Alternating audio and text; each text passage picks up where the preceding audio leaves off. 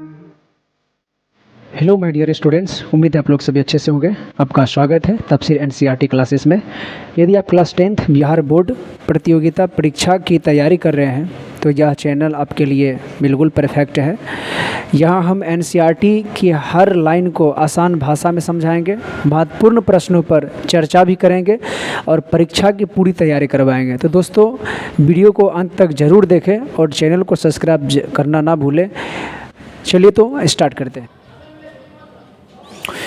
तो दोस्तों, सबसे पहले एक नंबर से मैं स्टार्ट करना चाहता हूं। एक नंबर में मैंने क्वेश्चन लिखा था, प्रतिस्थापन अभिक्रिया क्या है। और दोस्तों, यहां पर एक चीज़ और मैं दिखाना चाहता हूं कि प्रतिस्थापन को विस्थापन अभिक्रिया भी हम कह सकते हैं, वही चीज़ है, ठीक ना। तो यहां पर आप एक चीज़ नोटिस कर रहे होंगे, ये देखिए 2011 में पूछा गया सवाल है और इसी सवाल को रिपीट किया गया कब 2018 में भी है, 2019 में भी है, 2020 में भी है, 2021 में भी है, 2023 में भी है। यदि आपको यकीन नहीं है दोस्तों, तो आप ये जो है क्वेश्चन बैंक जो है, ये जो क्वेश्चन बैंक है, आप जा करके टारगेट का खरीदिए और वहां पर आपको पता चल जाएगा। आप वहां पर एनालिसिस करके आप देख सकते हैं कि मैं झूठ कह रहा हूं या सच कह रहा हूं। मैं खुद में जांचा हूं, मैं खुद देखा हूं, तभी मैं आपके यहाँ एक्सप्लेन कर रहा हूं, बता रहा हूं। काफी इंपॉर्टेंट क्वेश्चन है दोस्तों। तो ये जो आपको दिख रहा है ना, संयोजन अभिक्रिया, वियोजन अभिक्रिया, विस्थापन अभिक्रिया, द्विविस्थापन अभिक्रिया, ये जितने भी अभिक्रिया है मोस्ट इंपॉर्टेंट है। तो सबसे पहले इसको तो कभी जिंदगी मतलब इसको भूलना नहीं है दोस्तों, काफी इंपॉर्टेंट है, ठीक है ना। देख रहे 2011, 18, 19, 20, 21, 23 तक, यानी कंटिन्यू बहुत बार ये सवाल पूछा गया, तो आपके लिए काफी इंपॉर्टेंट बन जाता है। तो इसको आप जरूर एक बार देख ले दोस्तों। तो दोस्तों, ये रहा आपका संयोजन अभिक्रिया। तो संयोजन अभिक्रिया ये आपका एनसीईआरटी में है और इसमें कहा जा रहा है कि ऐसी अभिक्रिया जिसमें दो या दो से अधिक अभिकारक मिलकर एकल उत्पाद का निर्माण करता है तो उसे संयोजन अभिक्रिया कहते हैं। यानी कि दोस्तों सिंपल चीज़ें है, यानी कि यहाँ पर देख सकते हैं कैल्शियम ऑक्साइड को जब जल के साथ अभिक्रिया कराया जा रहा है तो कैल्शियम हाइड्रोक्साइड का निर्माण हो रहा है, यानी कि एक चीज़ का ये निर्माण कर रहा है। तो जब दो या दो से अधिक पदार्थ को आपस में अभिक्रिया कराया जाएगा और किसी एक चीज़ का निर्माण होगा तो उसे क्या कहेंगे हम, संयोजन अभिक्रिया कहेंगे। बहुत ही सिंपल चीज़ है। ओके, तो नेक्स्ट देखते हैं दोस्तों। ये रहा आपका वियोजन अभिक्रिया। तो वियोजन अभिक्रिया के बारे में एनसीईआरटी कहता है कि एकल अभिकर्मक टूटकर छोटे छोटे उत्पाद प्रदान करता है, तो यह जो है एक वियोजन अभिक्रिया कहलाता है और वियोजन को ही अपघटन अभिक्रिया भी कहा जाता है दोस्तों। तो बहुत ही सिंपल चीज़ है यहाँ पर, जैसे कि यहाँ सीधे ये कह रहा है कि कोई एक यदि पदार्थ को लिया जाए और उससे अगर रासायनिक अभिक्रिया कराया जाए यानी कि गर्म किया जाता है, तो यहाँ पर क्या हो रहा है, कैल्शियम ऑक्साइड का निर्माण हो रहा है और साथ में CO2 गैस का भी निर्माण हो रहा है। तो इसलिए यहाँ पर कहा गया कि ठीक ना, एकल अभिकर्मण यानी कि एकल अभिकारक जो होता है उसको गर्म करने पर क्या होता है, छोटे छोटे टुकड़ों में टूट जाता है, यानी कि दो या दो से अधिक उत्पाद का निर्माण करता है। ये आपका अभिकारक हो गया, ये क्या हो गया, प्रतिफल हो गया। तो यदि एक अभिकारक हो और दो या दो से अधिक प्रतिफल का निर्माण होता हो तो उसे क्या कहेंगे हम, वियोजन या अपघटन अभिक्रिया कहेंगे। तो बहुत ही सिंपल चीज है दोस्तों, तो याद रखें।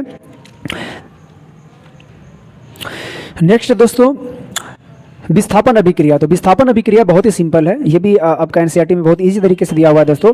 तो विस्थापन अभिक्रिया में सिंपल आपको याद रखना है, ये आपके लिए काफी इंपॉर्टेंट है, जिसको जो है सबसे अधिक क्रियाशील जो तत्व होता है उसको ऊपर रखा जाता है और कम क्रियाशील तत्व को नीचे रखा जाता है। तो इसका मतलब ये है दोस्तों, जो अधिक क्रियाशील तत्व होता है ना, वो कम क्रियाशील वाले तत्व को विस्थापित कर देता है, यानी उसको हटा करके उसका स्थान ये लोग खुद ग्रहण कर लेता है। तो इसी को कहा जाता है विस्थापन अभिक्रिया। जैसे कि यहाँ पर आप देख सकते हैं कि जिंक जो है कॉपर सल्फेट के साथ अभिक्रिया करा रहा है, ठीक ना। तो जब जिंक को कॉपर सल्फेट के साथ अभिक्रिया कराया जाता है तो जिंक जो है, अब यहाँ पर देखिए जिंक कहाँ पर है, यहाँ पर है, कॉपर कहाँ है, यहाँ पर है। तो कॉपर जो है वो जिंक से कम क्रियाशील तत्व है, यानी कि रासायनिक अभिक्रिया में तेजी से भाग नहीं लेता है, जबकि ये तेजी से भाग लेता है। तो यहाँ पर क्या करेगा, जिंक के द्वारा कम क्रियाशील जो तत्व होगा उसको विस्थापित कर दिया जाएगा, उसको हटाया जाएगा दोस्तों, और खुद जो है जिंक सल्फेट का निर्माण कर लेगा और कॉपर को क्या करेगा, विस्थापित कर देगा। तो इस प्रकार जब होगा ना दोस्तों, तो ऐसा रासायनिक अभिक्रिया जिसमें अधिक क्रियाशील वाले तत्व जो होगा कम क्रियाशील वाले तत्व को विस्थापित करके यानी हटा करके उसका स्थान खुद ग्रहण कर लेगा, तो ऐसी अभिक्रिया को क्या कहा जाएगा, विस्थापन अभिक्रिया कहा जाएगा। उम्मीद है दोस्तों अच्छे से समझ रहे होंगे। तो आगे देखते हैं द्विविस्थापन अभिक्रिया।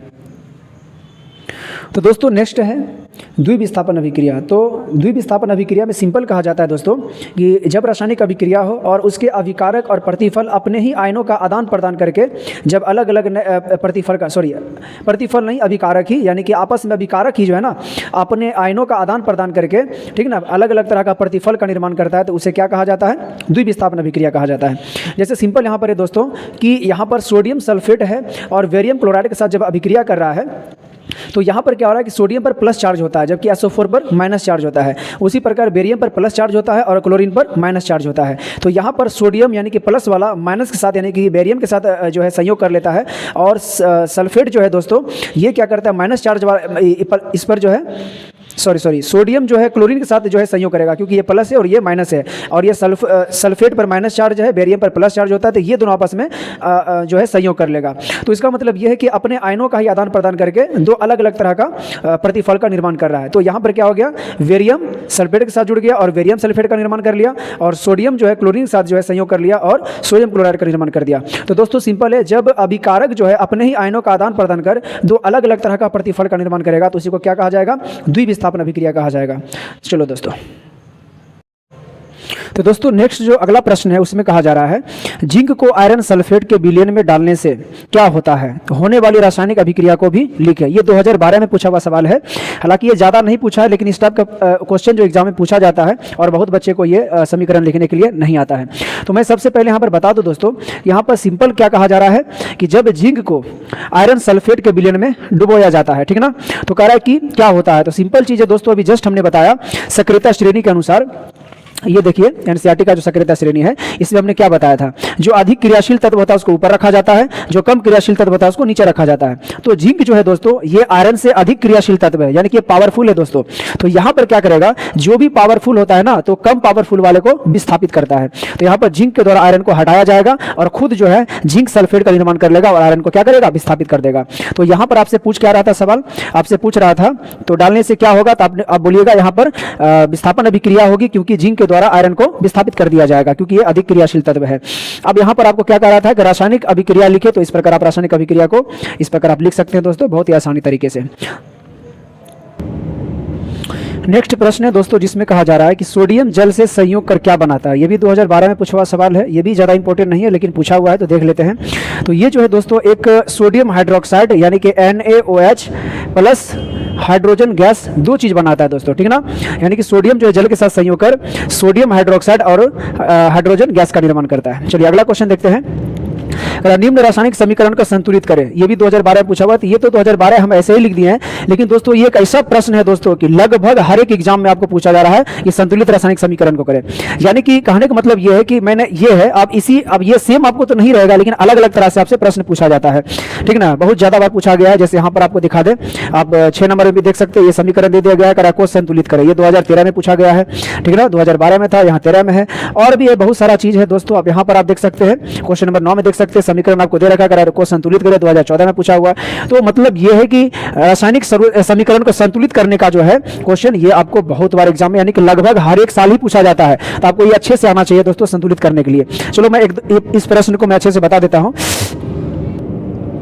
तो दोस्तों ये आपका प्रश्न है और इसको संतुलित करना है, तो देखते हैं बहुत इजी तरीके से इसको संतुलित करना है, ठीक ना, बहुत ही आसान तरीके से। तो सिंपल दोस्तों क्या करना है, सबसे पहले अभिकारक में किस तत्व का कितने परमाणु है वो लिखना पड़ता है हमें, और प्रतिफल में दोनों तरफ। तो सबसे पहले यहाँ पर हाइड्रोजन, तो हाइड्रोजन के कितने परमाणु है दोस्तों, एक, तो आपको लिखना है एक। नाइट्रोजन का कितने परमाणु है, इसका भी एक, यहाँ भी आपको लिखना है एक। उसी प्रकार ऑक्सीजन का कितने परमाणु है दोस्तों, तो ऑक्सीजन का 3 परमाणु है, और ये एक यौगिक है जो एक साथ है दोस्तों। तो यहाँ पर क्या करेंगे, इसको एक बॉन्ड में बांधेंगे दोस्तों, ये आपके लिए काफ़ी इंपॉर्टेंट है क्योंकि ये अकेला नहीं, ये सब एक साथ है। अब दूसरा यहाँ पर क्या था दोस्तों, दूसरा को लिखेंगे, तो ये यहाँ पर जो है दूसरा को हम लिख लेंगे। तो ये तो दोस्तों यहाँ पर कैल्शियम क्या था, तो कैल्शियम अकेला है, तो कैल्शियम एक लिखेंगे, ओके। उसके बाद यहाँ पर दोस्तों OH का होल ट्वाइस, इसका मतलब है कि 2 ऑक्सीजन है 2 हाइड्रोजन है, ओके। तो यहाँ पर ऑक्सीजन भी हो जाएगा 2 और यहाँ पर हाइड्रोजन भी आपका हो जाएगा 2, ये भी एक साथ है, इसको भी एक साथ आपको बंधन में बांध देना है। ये आपका अभिकारक हो गया। अब किधर चलेंगे हम, प्रतिफल की तरफ। तो यहाँ पर दोस्तों इसमें भी कैल्शियम कितना है, तो 1 है। नाइट्रोजन कितना है दोस्तों, तो नाइट्रोजन यहाँ पर 2 हो जाएगा क्योंकि 2 होल ट्वाइस है, तो यहाँ पर 2 हो जाएगा। ऑक्सीजन की बात करें दोस्तों तो ऑक्सीजन ऑलरेडी 3 था और यहाँ पर होल ट्वाइस भी है, तो 3 दूनी कितना हो जाएगा, 6 हो जाएगा। दोनों आपस में गुना हो जाता है दोस्तों। ये एक साथ है, तो इसको भी हम भी क्या करेंगे, एक साथ करेंगे दोस्तों। अब जल है, यानी कि हाइड्रोजन के कितने परमाणु है, 2 परमाणु है। ऑक्सीजन का कितने परमाणु है, 1 परमाणु, तो हम भी क्या लिखेंगे, 1 लिखेंगे। अब यहाँ पर आपको इसको भी एक साथ कर देना है। अब देखना है स्टार्टिंग से, देखो कैसे क्या करना है। हाइड्रोजन का 1 परमाणु यहाँ पर है और 2 परमाणु यहाँ पर है, तो हाइड्रोजन का कितने परमाणु हो गया, अभिकारक की तरफ 3। अब प्रतिफल में देखेंगे, प्रतिफल में हाइड्रोजन कितना है दोस्तों, 2 है, तो इसका मतलब है कि इधर 3 नहीं है, अलग अलग है। तो इसको पुराने के लिए हमको क्या करना पड़ेगा, क्योंकि पहले ही जो है असंतुलित है, यहीं से हम स्टार्ट करते हैं। तो यहाँ से दोस्तों क्या करेंगे हम, यहाँ से हम क्या करेंगे कि यहाँ पर 2 1 3 है, तो ऐसा करते हैं कि यहाँ पर यदि हम 2 से गुना कर देते हैं, यदि हम 2 से गुना कर देते हैं तो हाइड्रोजन कितना हो जाएगा 2, क्योंकि गुना जिससे भी करेंगे दोस्तों सब में होगा, ये बात को याद रखना है। नाइट्रोजन कितना हो जाएगा 1 से, ये भी 2 हो जाएगा। ऑक्सीजन कितना हो जाएगा 2 3 6 हो जाएगा। अब यहाँ पर जैसे ही 2 से किए थे दोस्तों तो हाइड्रोजन 2, यहाँ भी हाइड्रोजन 2, कितना हो गया 4। यहाँ पर हाइड्रोजन कितना है सिर्फ 2 है, तो इसको भी 4 करना पड़ेगा, तो यहाँ भी 2 से गुना कर देते हैं। तो यहाँ पर हाइड्रोजन कितना हो जाएगा दोस्तों 4। अब यहाँ पर जो है इसमें गुना किए तो इसमें भी गुना होगा, तो ऑक्सीजन अब कितना हो जाएगा 2 हो जाएगा ये। अब हाइड्रोजन तो पुर गया, अब किस पर जाएंगे हम, चलो ऑक्सीजन इंक्रीज हो गया तो ऑक्सीजन को ही देखते हैं। अब ऑक्सीजन कितना हो गया 2 और यहाँ पर कितना हो गया 6, तो 6 कितना हो गया 8 ऑक्सीजन। अब इधर हम देख लेते हैं, इधर भी आपका 6 ऑक्सीजन यहाँ पर है और 2 ऑक्सीजन यहाँ पर, यहाँ भी कितना हो गया 8 ऑक्सीजन, ये भी पुर गया, बहुत अच्छी बात है। अब क्या बच गया है, कैल्शियम और नाइट्रोजन। तो कैल्शियम 1 है, यहाँ भी दोस्तों कैल्शियम 1 है। नाइट्रोजन की बात करें तो नाइट्रोजन 2 है दोस्तों, नाइट्रोजन का परमाणु यहाँ भी 2 है दोस्तों। इसका मतलब है कि दोनों तरफ जो है परमाणु संख्या क्या हो गया, बराबर हो चुका है, कहीं कोई दिक्कत नहीं है। तो मुझे कहाँ कहाँ गुना करना पड़ा, एक यहाँ पर, एक यहाँ पर यानी कि इस जगह पर, और एक कहाँ पर गुना करना पड़ा, यहाँ पर यानी कि यहाँ पर। तो यानी कि ये अब आपका क्या हो गया, संतुलित रासायनिक समीकरण कंप्लीट हो चुका है। तो दोस्तों ऐसे बिल्कुल ईजी तरीके से आप कर सकते हैं। तो इस सवाल आपके लिए काफ़ी इंपॉर्टेंट है, रासायनिक संतुलित समीकरण को करने वाला, तो इसको आप जरूर बढ़िया से प्रैक्टिस करें। यदि आपको इसमें ज़्यादा प्रॉब्लम है तो मुझे कमेंट जरूर करें, मैं इस पर और भी ज़्यादा वीडियो बना के मैं जरूर अपलोड करूंगा दोस्तों, ताकि आप लोग को एग्जाम के लिए काफ़ी बेहतर हो। तो अगला क्वेश्चन है दोस्तों जिसमें कहा जा रहा है कि मैग्नीशियम ऑक्सीजन से संयोग कर क्या बनाता है, और इसी से रिलेटेड एक और सवाल पूछा था कि मैग्नीशियम को जलाने पर ठीक है ना आग की लौ होती है, यानी कैसी होती है। ये 2013-2024 में ये पूछा हुआ सवाल है। तो दोस्तों ये भी काफ़ी इंपॉर्टेंट है, तो इसको देख लेते हैं एनसीईआरटी में क्या क्या कहता है। तो दोस्तों ये रहा जो मैग्नीशियम रिबन को खुले वायु में जलाया जा रहा है। तो यहाँ पर बोल भी रहा है एनसीईआरटी कि मैग्नीशियम रिबन का वायु में दहन कर मैग्नीशियम ऑक्साइड को वॉच ग्लास में इकट्ठा करना। अब यहाँ पर जो है मैग्नीशियम रिबन को जब वायु की उपस्थिति में जलाया जा रहा है तो ये क्या होता है, आगे देखते हैं। तो दोस्तों क्या कहा जा रहा है कि आपने देखा होगा कि चमकदार श्वेत, यानी कि जब मैग्नीशियम रिबन को जलाया जा रहा था तो कैसा हो रहा था, चमत्कार श्वेत लव, यानी उसका लव कैसा था, चमकदार था और वह भी श्वेत था, ठीक ना। साथ मैग्नीशियम रिबन का दहन होता है और यह श्वेत चूर्ण में परिवर्तन होता है, ठीक ना। तो यहाँ पर जो आपका सवाल पूछा था दोस्तों, ये नॉर्मली था, यहाँ पर सवाल पूछा था मैग्नीशियम जो है ऑक्सीजन से संयोग कर क्या बनाती है, तो सबसे पहले क्या हो जाएगा, मैग्नीशियम ऑक्साइड बनाता है, ओके, MgO का निर्माण करता है। दूसरी बात पूछ रहा था कि मैग्नीशियम को जलाने पर आग की लौ कैसी होती है, तो सिंपल क्या हो जाएगा, चमकदार होगा, वो भी श्वेत होगा। तो बिल्कुल इसी तरीके से आप कर सकते हैं, ये भी एनसीईआरटी से पूछा हुआ सवाल है। देखते हैं नेक्स्ट क्वेश्चन। अगला प्रश्न दोस्तों इसमें कहा जा रहा है संगमरमर का रासायनिक सूत्र क्या है, ठीक है ना। संगमरमर को ही दोस्तों खड़िया भी कहा जाता है, संगमरमर को चौक भी कहा जाता है, संगमरमर को कैल्शियम कार्बोनेट भी कहा जाता है। तो दोस्तों ये क्वेश्चन जो है काफ़ी इंपॉर्टेंट है, आप यहाँ पर देख सकते हैं क्वेश्चन का पूछने का जो लेवल है 2013, 2015, 2019, 2024, 2026, यानी इतने बार ये सवाल पूछा गया है, तो काफ़ी मोस्ट इंपॉर्टेंट आपके एग्जाम के लिए। तो इसको जरूर याद रखें कि संगमरमर को ही खड़िया, चौक, कैल्शियम कार्बोनेट सभी इसी को कहा जाता है, और इसका जो अनुसूत्र होता है ये आपसे पूछा गया है। तो इसका अनुसूत्र क्या होता है, कैल्शियम कार्बोनेट यानी कि CaCO3, याद रखें CaCO3 इसका अनुसूत्र होता है, ये काफ़ी इंपॉर्टेंट है, इसको याद रखें। चलते हैं अगले क्वेश्चन की तरफ। तो अगले क्वेश्चन जो है दोस्तों यहाँ पर जो है 11, ये जो है संतुलित रासायनिक समीकरण आप जरूर कर लीजिएगा, सब इंपॉर्टेंट है, लेकिन इसको एक क्वेश्चन हमने बता दिया। अब यहाँ पर कहा जा रहा है कि नीला थोथा, ठीक ना, जिसको तुतिया भी कहा जाता है, करा रासायनिक सूत्र क्या है। तो ये क्वेश्चन 2015-2021 में पूछा हुआ सवाल है, काफ़ी अच्छा क्वेश्चन है। तो नीला थोथा जो होता है इसका रासायनिक सूत्र जो होता है वो होता है CuSO4 × 5H2O होता है, ओके। यानी कि कॉपर सल्फेट जो होता है ना, इसी का जो है 5 अणु जो होता है ना, इसी को मिल करके जल के 5 अणु के साथ मिल करके ये नीला थोथा का निर्माण करता है। तो आपसे जब पूछा जाएगा नीला थोथा का रासायनिक सूत्र क्या होता है, तो सिंपली क्या लिखना है आपको, CuSO4 × 5H2O, ठीक ना। और ये भी आपका एनसीईआरटी का ही लाइन है दोस्तों, ये सब एनसीईआरटी में आपको मिलेगा, ठीक ना, पहला चैप्टर में। दोस्तों अगला प्रश्न है जिसमें कहा जा रहा है चीनी का रासायनिक सूत्र क्या होता है। हालांकि ये 2015 में सिर्फ एक ही बार पूछा है अभी तक, ठीक ना, ये ज़्यादा बार नहीं पूछा है, लेकिन इसको याद कर ले तो अपना हो सकता है आ जाए एग्जाम में, ठीक ना। C12H22O11, ठीक ना, इसको याद कर ले या लिख ले अपने कॉपी में। एक आपका है ग्लूकोज का रासायनिक सूत्र क्या होता है, ये तो सारे बच्चे को याद रहना ही चाहिए, और ये 2019 में ये भी एक ही बार पूछा हुआ सवाल है, ठीक ना। C6H12O6, ये दोनों को लिख ले, ये ज़्यादा इंपॉर्टेंट तो नहीं है, लेकिन ये हो सकता है एग्जाम में पूछ दे, क्योंकि ये 2 बार जो है दोनों पूछा गया है। चलो अगला क्वेश्चन जो है इसमें कहा जा रहा है कि रासायनिक अभिक्रिया क्या है। ये दोस्तों क्वेश्चन काफ़ी इंपॉर्टेंट है, बहुत ज़्यादा इंपॉर्टेंट, क्योंकि ये क्वेश्चन जो है 2016, 2018, 2021, 2022 यानी कि बहुत बार ये सवाल पूछा गया है। बहुत छोटा, बहुत आसान है, लेकिन बहुत बार एग्जाम में पूछा गया सवाल है। तो इस क्वेश्चन को जरूर आप टिक लगाइए, इसको जरूर आप याद कीजिए। देखते हैं इसको एनसीईआरटी में ये क्या कहता है।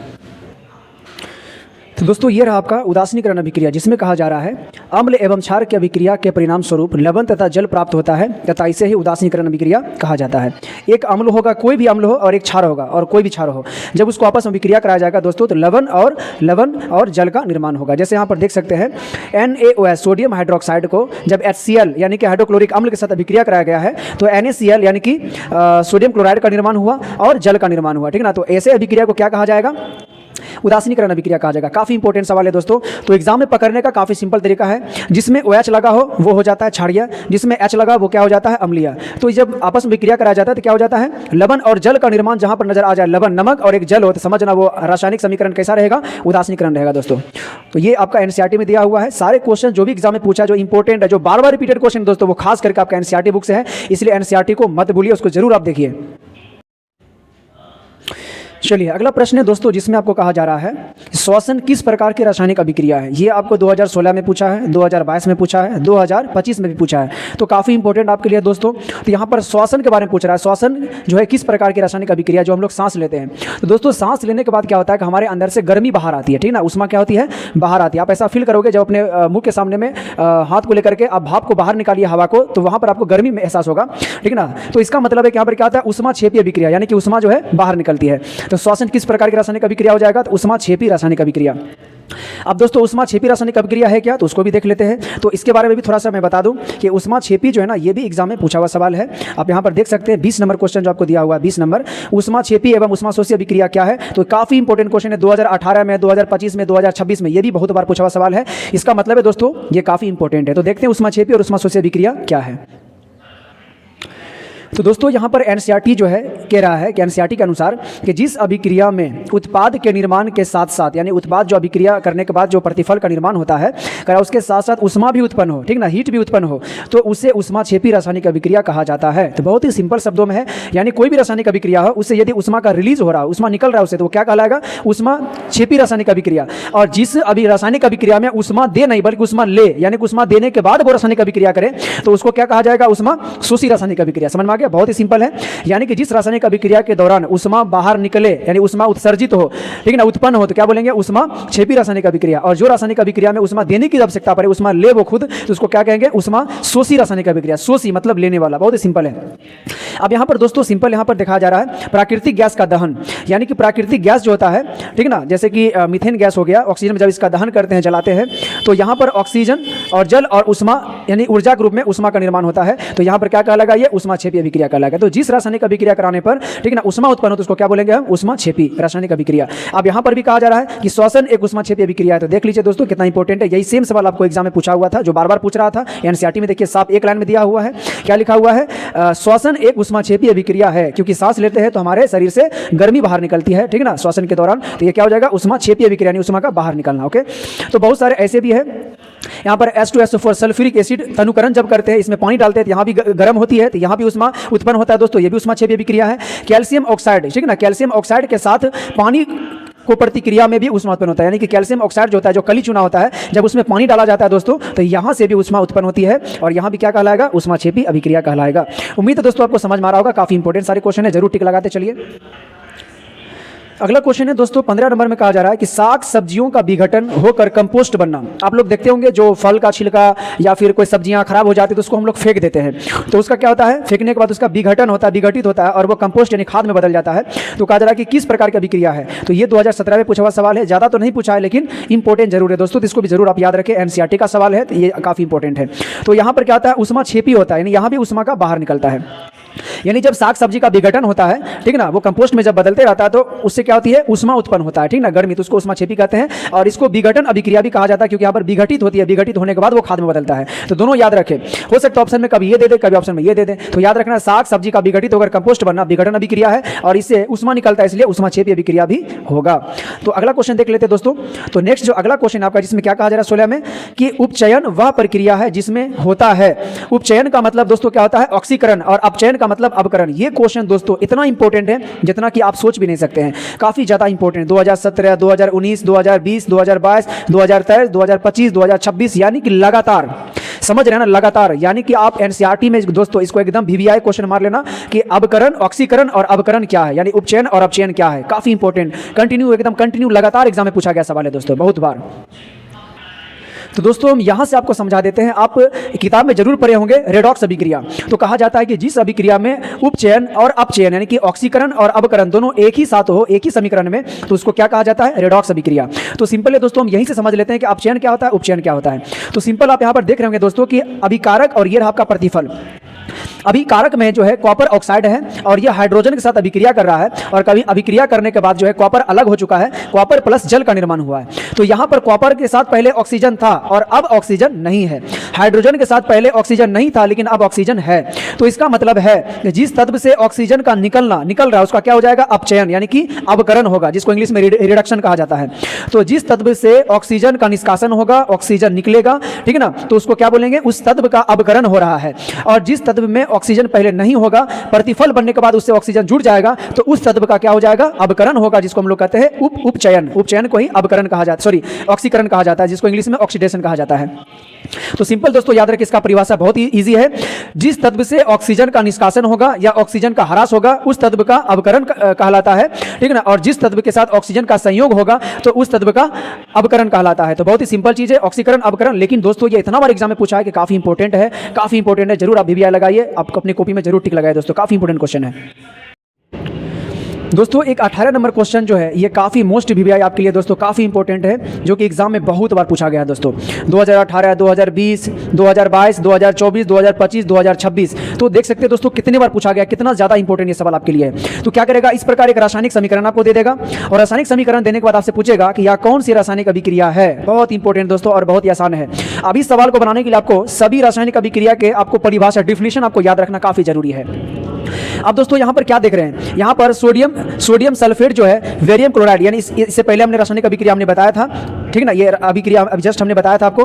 तो यहाँ पर क्या हो रहा है कि वेरियम सल्फेट, यानी कि वेरियम सल्फेट, और यहाँ पर क्या हो रहा है सोडियम क्लोराइड, यानी कि सोडियम क्लोराइड वेरियम सल्फेट का निर्माण हो रहा है। यानी कि अभिकारक ही जब आपस में आयनों का आदान प्रदान करके जब अलग अलग तरह का प्रतिफल का निर्माण करता है तो इसी को क्या कहा जाता है, द्विविस्थापन अभिक्रिया, ठीक है ना। अभी जस्ट हमने बताया था क्या कहलाएगा, द्विविस्थापन अभिक्रिया। तो बिल्कुल इस प्रकार आप आसानी से बना सकते हो दोस्तों ऐसे सवाल, लेकिन बहुत इंपॉर्टेंट है। और इस सवाल को बनाने के लिए आपको सारे को डिफिनेशन आपको याद रखना पड़ेगा। अब ये क्वेश्चन देखिए दोस्तों एनसीईआरटी बुक का है। एनसीईआरटी बुक में क्या कर रहा है, Fe2O3 + 2Al, यानी कि ठीक ना, यहाँ पर जो है ये दोनों आपस में अभिक्रिया कर रहा है और ये प्रतिफल आपका हो गया। और आपसे पूछ रहा है कि ऊपर दी गई अभिक्रिया किस प्रकार की अभिक्रिया है। तो यहाँ पर आप सिंपल क्या देख रहे हैं कि यहाँ पर जो है यानी आयरन सल्फेट है और एल्युमिनियम के साथ अभिक्रिया कर रहा है, और एल्युमिनियम के साथ अभिक्रिया करने के बाद जो प्रतिफल बन रहा है वो एल्युमिनियम ऑक्साइड का निर्माण हो गया, और आयरन को क्या कर दिया है, अलग कर दिया है। तो यहाँ पर एक्चुअल में हुआ क्या कि आयरन से ज्यादा अभिक्रियाशील तत्व कौन है, एल्युमिनियम। अभिक्रियाशील श्रेणी आपको हम पहले भी दिखा चुके हैं दोस्तों कि सक्रियशीलता श्रेणी जो है वो आपको जरूर याद होना चाहिए कि कौन तत्व ज्यादा अभिक्रियाशील है, कौन तत्व कम क्रियाशील तत्व है। तो यहाँ पर एल्युमिनियम जो है ना आयरन से अधिक क्रियाशील तत्व है। यही कारण है कि दोस्तों यहाँ पर जो एल्युमिनियम के द्वारा आयरन को विस्थापित किया जा रहा है और इसका स्थान खुद ग्रहण कर ले रहा है। तो यहाँ पर विस्थापन किया जा रहा है। अभी जस्ट हमने बताया था कि जहां पर अधिक क्रियाशील तत्व के द्वारा कमजोर क्रियाशील तत्व को विस्थापित किया जाएगा तो उसको क्या बोलेंगे हम दोस्तों, ऐसे अभिक्रिया को कहा जाता है विस्थापन अभिक्रिया। क्या कहा जाता है, विस्थापन अभिक्रिया। तो बिल्कुल आसानी से बना सकते हैं दोस्तों, ठीक है। इस टाइप का जो है क्वेश्चन आसानी से बना सकते हैं। अब सिंपल सोचिए दोस्तों, आपको एग्जाम में यदि यही समीकरण आपको दिया रहता है, ठीक है ना, कैल्शियम ऑक्साइड जो है जल के साथ अभिक्रिया कर रहा है और कैल्शियम हाइड्रोक्साइड का निर्माण कर रहा है, ठीक है ना, उष्मा है। तो कहने का मतलब यही समीकरण यदि आपको दिया रहता और आपसे पूछता कि ये कैसा रासायनिक समीकरण है, तो सिंपल से दोस्तों यहाँ पर दो जो है यौगिक आपस में अभिक्रिया करने के बाद एक यौगिक का निर्माण कर रहा है, एक चीज का निर्माण कर रहा है, तो क्या कहलाता है, संयोजन अभिक्रिया, ठीक है ना, संयोजन अभिक्रिया कहलाएगा। और इसी को संश्लेषण अभिक्रिया भी कहा जाता है। तो समीकरण देख करके आप आंसर बता सकते हो कि जब दो अभिकारक, ठीक है ना, अभिक्रिया करने के बाद एक प्रतिफल का निर्माण करेगा तो उसको क्या कहा जाता है, संयोजन अभिक्रिया। इसी प्रकार और भी आप देख सकते हो दोस्तों, और भी आप देख सकते हो। मान लीजिए कि यही समीकरण आपको एग्जाम में दिया रहा था, पूछता है ये कौन सा समीकरण है, तो सिंपल है दोस्तों, यहाँ पर एक यौगिक है और इसको जो है उष्मा यानी हीट करने के बाद यहाँ पर तीन चीजों का निर्माण हो रहा है। तो हमने क्या बताया था, जब एक पदार्थ यानी एक जो है कोई यौगिक हो उसको अभिक्रिया करने के बाद दो या दो से अधिक यौगिक का निर्माण हो जाए तो उसको क्या कहा जाता है, वियोजन या अपघटन अभिक्रिया कहा जाता है। तो बिल्कुल आसानी से आप क्वेश्चन जो है अभिक्रिया को देख करके आप कर सकते हो कि वह कौन सी अभिक्रिया है। उम्मीद आपको समझ में आ रहा होगा दोस्तों, बहुत अच्छा लग रहा होगा। तो दोस्तों वीडियो काफ़ी लॉन्ग हो चुकी है, अब मैं जो है इसको एंड करने जा रहा हूं। तो दोस्तों अभी कुछ क्वेश्चन और बचा हुआ है जो काफ़ी इंपॉर्टेंट आप देख रहे होंगे, ये सब क्वेश्चन अभी हम नहीं कराया है, ये सब क्वेश्चन को हम नेक्स्ट क्लास में जरूर दोस्तों पूरा कंप्लीट करेंगे हम।